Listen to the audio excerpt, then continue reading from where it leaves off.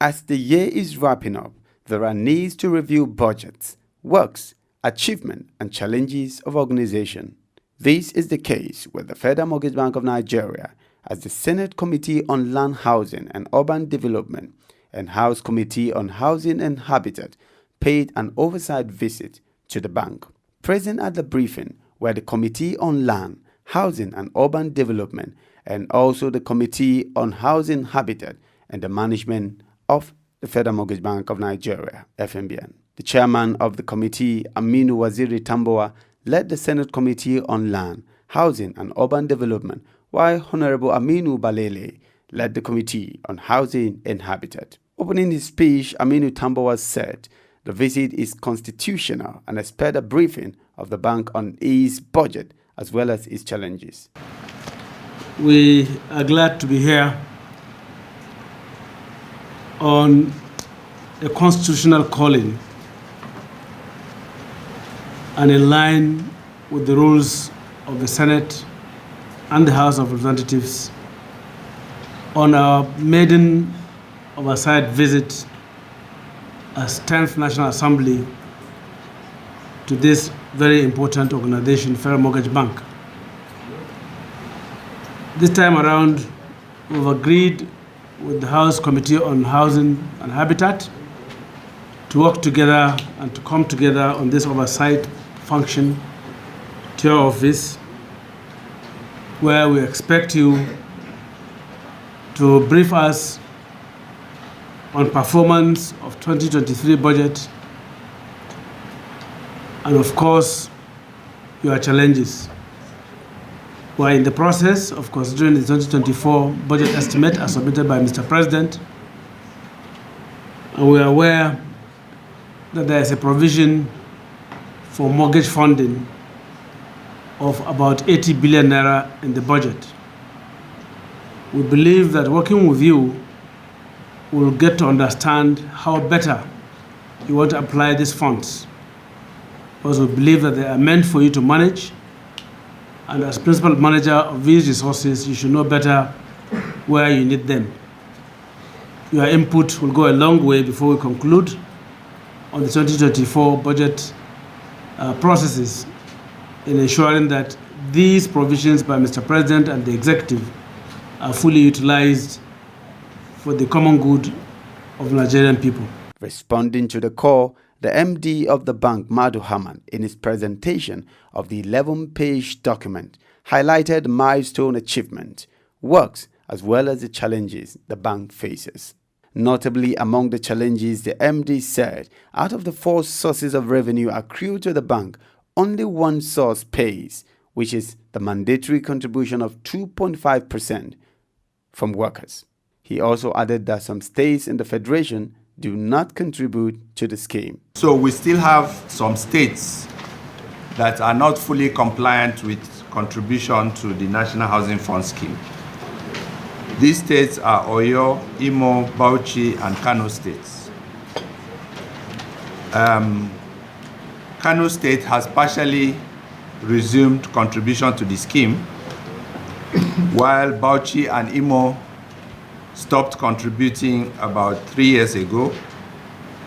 We've been engaging with the 2 states to ensure that they are fully back to the scheme, while engagement with Oyo has been ongoing but not making much result, not yielding much result for the bank.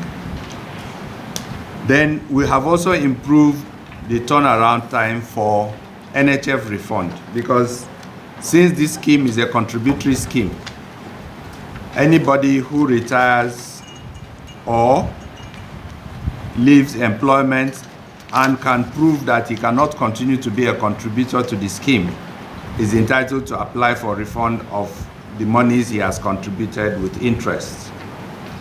So the bank usually processes such refunds, and we've reduced the turnaround time to 90 days. Questions were raised in the course of the meeting by members of the committee, one of which was raised by Senator Victor Ume, Vice Chairman of the committee, on the 1978 Land Use Act. Responding to the question, the MD said the Land Use Act is not faulty, but has operational issues. I want to find out from you, what aspect of the Land Use Act of 1978 do you consider necessary to be amended so that we have it in mind? If it is on the area of mortgage administration, where you must obtain the governor's consent to be able to register the deed of mortgage, then we'll continue to take notes. Otherwise, when we see your draft proposals for various amendments, particularly the one the president withheld assent to, we'll be able to put these things in proper perspective for this 10th National Assembly, which this joint committee is oversighting in the housing sector. The Land Use Act in itself, we are not saying there's a problem with it. The problem is in operationalizing the act itself. And I think that's why the current Minister of Housing is talking about maybe establishing a land commission. Yeah.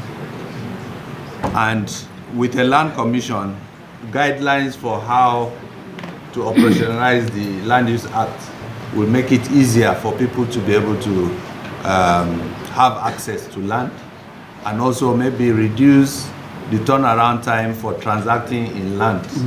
And then maybe thirdly, address the issue of the costs associated with transacting in land. So those are the areas that we feel should be addressed. While reacting to the discussions, the Chairman Committee on Housing and Habitat commended the efforts of FMBN and assured them of the committee cooperation. We are convinced with the budget presentation of FMBN. There is no doubt about it. We know the challenges FMBN is facing. We should not add burden to them by asking so many scientific questions. On the issue of capitalization, it's a non-issue, whereby it cannot be addressed unless my oracle give us an opportunity at least to work together to address the issue of the act in terms of repealing the laws and other things. The CBN issue is a minor issue.